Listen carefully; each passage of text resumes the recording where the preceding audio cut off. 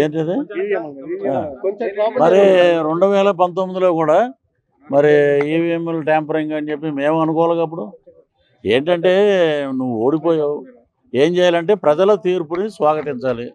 ఎక్కడైనా సరే ఇప్పుడు చంద్రబాబు నాయుడు గారు కానీ, రాజశేఖర రెడ్డి గారు కానీ, ఎన్టీ రామారావు గారు కానీ, వీళ్ళందరూ ఎలక్షన్ రిజల్ట్ రాగానే వాళ్ళు ఏం చెప్పేవారు, ఇది ప్రజా తీర్పు, ప్రజల తీర్పుని మేము శిరసావహిస్తున్నాం, సో దీని మీద అనుమానాలు ఏమి లేవు, ప్రజలు మమ్మల్ని వద్దనుకున్నారు అని చెప్పి ఉంటే ఉందాగా అరే బ్రహ్మాండంగా మాట్లాడాడు అనేవారు.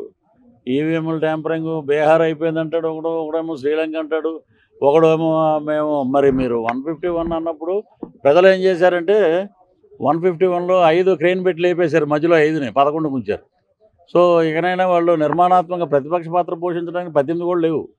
సో అటు పాలకపక్షమైనా ప్రతిపక్షమైనా మా పవన్ కళ్యాణ్ గారే ఒక అద్భుతమైన పరిపాలనకి నాంది పలికింది. అటు కూటమిలో ఈ రాష్ట్ర చరిత్రలో కానీ దేశ చరిత్రలో కూడా ఒక ముఖ్యమంత్రి ఫోటో ఉంటుంది పంచాయతీరాజ్ శాఖల్లో కానీ ప్రభుత్వ ఆఫీసుల్లో కానీ.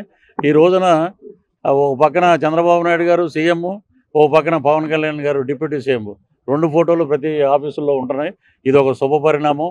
రాష్ట్రంలో కార్యకర్తలందరూ బ్రహ్మాండంగా మేము అద్భుతమైన ఏదైతే అనుకున్నామో దానికే మహిళలు అలాగే అన్ని కుల మతాలకు అతీతంగా మేము ఓట్లు ఇచ్చాం, దాని ప్రకారంగా పరిపాలన ఉంటుందని చెప్పి అందరూ ఆనందంలో ఉన్నారు. ఏంటిది మరి 2019లో కూడా మరి ఈవీఎంలు ట్యాంపరింగ్ అని చెప్పి మేము అనుకోవాలి. అప్పుడు ఏంటంటే నువ్వు ఓడిపోయావు, ఏం చేయాలంటే ప్రజల తీర్పుని స్వాగతించాలి. ఎక్కడైనా సరే ఇప్పుడు చంద్రబాబు నాయుడు గారు కానీ, రాజశేఖర రెడ్డి గారు కానీ, ఎన్టీ రామారావు గారు కానీ, వీళ్ళందరూ ఎలక్షన్ రిజల్ట్ రాగానే వాళ్ళు ఏం చెప్పేవారు, ఇది ప్రజా తీర్పు, ప్రజల తీర్పుని మేము శిరసావహిస్తున్నాం, సో దీని మీద అనుమానాలు ఏమి లేవు, ప్రజలు మమ్మల్ని వద్దనుకున్నారు అని చెప్పి ఉంటే ఉందాగా అరే బ్రహ్మాండంగా మాట్లాడాడు అనేవారు.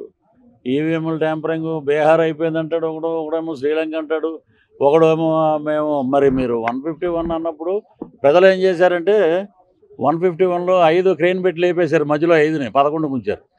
సో ఇకనైనా వాళ్ళు నిర్మాణాత్మక ప్రతిపక్ష పాత్ర పోషించడానికి 18 కూడా లేవు. సో అటు పాలకపక్షమైనా ప్రతిపక్షమైనా మా పవన్ కళ్యాణ్ గారే ఒక అద్భుతమైన పరిపాలనకి నాంది పలికింది.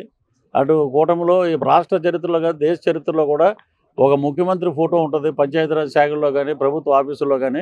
ఈ రోజున ఒక పక్కన చంద్రబాబు నాయుడు గారు సీఎం, ఓ పక్కన పవన్ కళ్యాణ్ గారు డిప్యూటీ సీఎం, 2 ఫోటోలు ప్రతి ఆఫీసుల్లో ఉంటున్నాయి. ఇది ఒక శుభ పరిణామం. రాష్ట్రంలో కార్యకర్తలందరూ బ్రహ్మాండంగా మేము అద్భుతమైన ఏదైతే అనుకున్నామో దానికే మహిళలు అలాగే అన్ని కుల మతాలకు అతీతంగా మేము ఓట్లు ఇచ్చాం, దాని ప్రకారంగా పరిపాలన ఉంటుందని చెప్పి అందరూ ఆనందంలో ఉన్నారు.